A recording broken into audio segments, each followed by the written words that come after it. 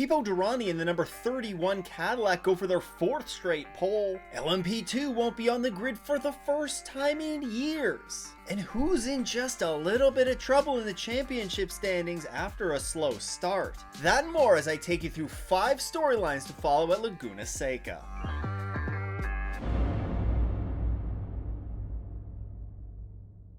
Pipo and the 31 Action Express Racing Cadillac have been on an absolute mission this year. Pipo has put the car on pole for the first 3 races of the season, and that qualifying pace has certainly transferred over to the race, with the 31 car having led a whopping 32% of all of the laps turned this year. They also look pretty darn good on the B Pillars Driver Performance Report. This report ranks drivers based on their fastest 50% of laps turned in a race. Here we see the 31 car's drivers right at the top of the leaderboard. Tom Blomqvist, per usual, was the fastest Daytona driver. Pipo was the fastest GTP driver at Sebring. And then man oh man, did they ever stink at Long Beach. Pipo was only the 2nd fastest driver there. However, despite all this speed and being arguably the fastest GTP car on the grid, Action Express Racing still find themselves without a win to their name in 2024. I mean, it's not like they haven't been close. At Daytona, it took a perfect pit stop from Penske on the final pit stop. There's a lot of P's there. A massive crash obviously ended their day early at Sebring after showing great pace. And despite leading the early stint of the race at Long Beach, a great strategy move by the 01 Cadillac ultimately got them ahead, and they were able to hold on for the win. It's honestly been a bit tough to see a team and a car that's been so strong and dominant in the early portion of the season not end up with a win yet. Not to worry though, this is definitely a car that you're going to want to keep an eye on at Laguna Seca, most notably with Pipo going for his 4th straight pole to start the season. We'll also see if they can build off the pace they showed here last year. In last year's race, they led 47 of 102 laps and picked up a podium as a result. Whether it be that 4th consecutive pole or whether it be a win for the 31, they are definitely going to be a car to watch this weekend.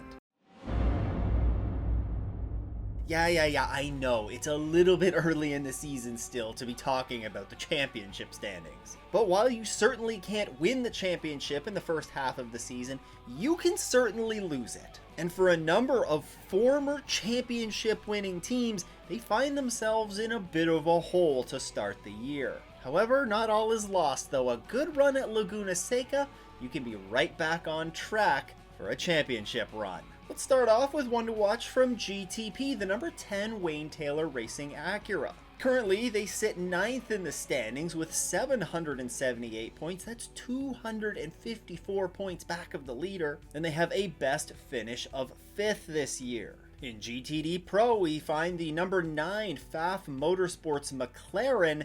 They're in 12th place in those GTD Pro standings with 449 points. That's 273 back of the leaders. It was a rough couple of rounds for them with a best finish of 10th.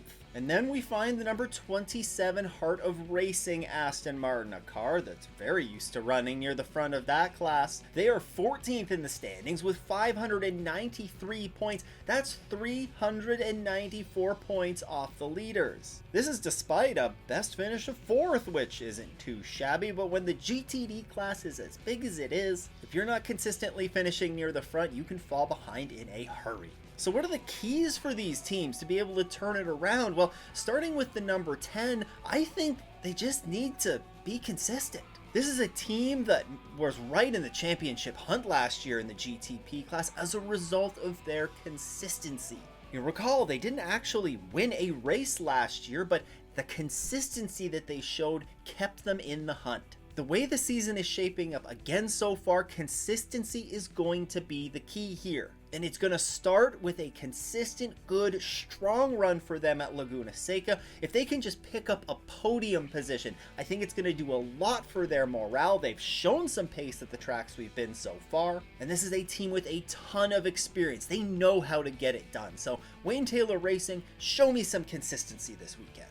For the number 9 Pfaff Motorsports McLaren, well, you got to get a grasp on the new car. Now look, there's a lot that they've had to learn in a hurry with that car, but hopefully the bit of an extended break between Sebring and Laguna for them is going to give them an opportunity to learn some more about the car and unlock some more speed and consistency. Now this is a car that has a winning history, and I fully expect them to be up to speed with the McLaren before the end of the season and right at the sharp end of the GTD Pro class contending for wins. But there's still a little bit of work that needs to be done. They took a step forward, I think, at Sebring, and unfortunately they just got caught up in a lap 1 turn 1 incident. But I'm going to be watching them to really start to put things all together this weekend at Laguna Seca, and if they can do that and walk away with, a solid finish in the upper half of the field, I think that's going to be a win for them. And it should also help them draw closer in the championship standings. For the heart of racing, they're dealing with a new car this season too. The Aston Martin Vantage GT3 Evo is obviously a brand new car on the grid, and there are going to be some growing pains that go along with that. But I think here, I'm keeping an eye on the driver lineup. There's been some uncertainty around who is going to be piloting that car for the Sprint Cup calendar. Was initially supposed to be Zach Robichon, but due to his conflicts with the WEC, it looks like they may have shifted gears to Spencer Pumpelly. Spencer looked great at Long Beach and really looked like he didn't skip a beat when jumping into that car. Of course, it helps that he competed in that car earlier this season, but as of right now on the Laguna Seca entry list, Spencer's in the car once again, and I really think if they can start to build that chemistry between Roman DeAngelis and Spencer, I think that's really going to be their key to this weekend and to help turn their season around after a bit of a slow start.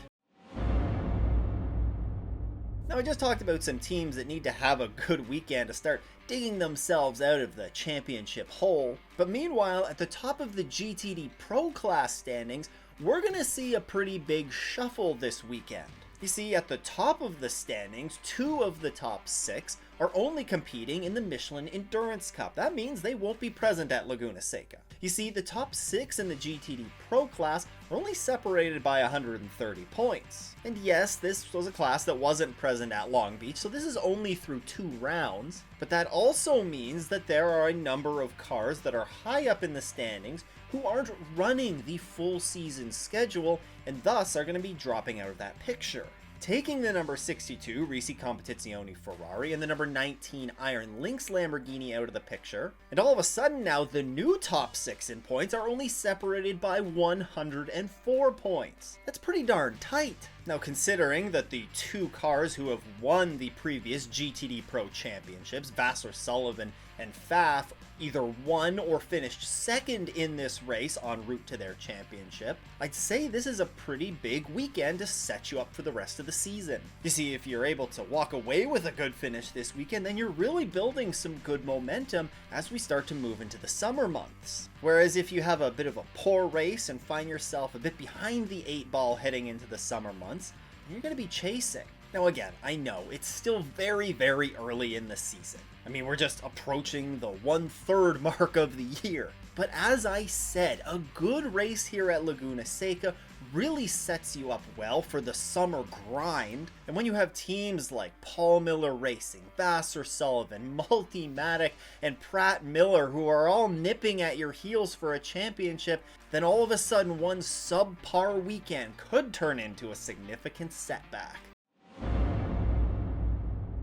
I just want to start off by saying Porsche looked legit in this race last year. Let's actually rewind to last year for just a moment. Porsche came to the grid with their brand new Type 992 911 GT3R, and they had a horrendous outing with it at Daytona. They were able to rebound nicely and pull out a win in the GTD Pro class at Sebring, but then they followed that up with another poor outing at Long Beach. Laguna Seca, though, was a huge shot in the arm for them. They were fast all weekend, capturing pole for both the GTD and GTD Pro classes, and they carried that through to the race, with the 2 Kelly Moss entries leading 55 of the 97 laps en route to a 1st and 3rd place finish. And hey, in GTD Pro, they also walked away with a podium there. Yeah, things looked pretty up for them last year at Laguna Seca, and I think that they'll be able to be strong again. See, their opening few races in 2024 have been fine, but not really exceptional. At Daytona, they picked up a second place finish in GTD Pro with Rexy. They also walked away with a third place finish from Sebring, of course, with Wright Motorsport, and that's it so far. That being said, though, they have shown good speed. Rexy, as I said, looked strong at the Rolex, and they carried that through to Sebring, where they looked strong once again. If they hadn't punted the Corvette off in the closing minutes of the race, then they would have walked away with a pretty darn good finish. And just recently, Wright Motorsports announced that they would be on the grid at Laguna Seca in GTD. This wasn't initially planned, so we're going to see 4 Porsches between the 2 GTD classes this weekend. Alright, so we've seen some good pace so far. We're going to have some good numbers on the grid. What about the BOP? Well, looking at the BOP adjustments for Laguna Seca, they're pretty in line with what we've seen at the other races this season when you compare the BOP from last year to this year. Basically, we're seeing a weight increase, but we're also seeing an air restrictor diameter increase, which leads to some more power for the car. So really, at the end of the day, I'm not really seeing BOP being a big damper for them this weekend. Look, to sum it all up, Porsche looked good in this race last year. They qualified well and they ran well with a car that, up until that point, didn't really look so great. They're looking stronger this year. I think they can carry that through to Laguna Seca, and I'm definitely going to be keeping an eye on those Porsches in the GTD classes. For the first time since it was made a standalone class in 2019, the LMP2s will not be on the grid at Laguna Seca. When Imsa announced the 2024 schedule last summer, one of the standout things that we noticed was no LMP2s at Laguna. Now, the remaining 3 classes that were here last year, the GTP, GTD Pro, and GTD classes are present, but why no LMP2s? Well, I think there's a couple of contributing factors to this, starting with the schedule. One of the more controversial changes to the 2024 calendar was the lack of GTPs at Canadian Tire Motorsports Park. In recent years, CTMP has hosted the DPIs or the GTPs along with the LMP3s and the GTD classes. That, of course, will change this year.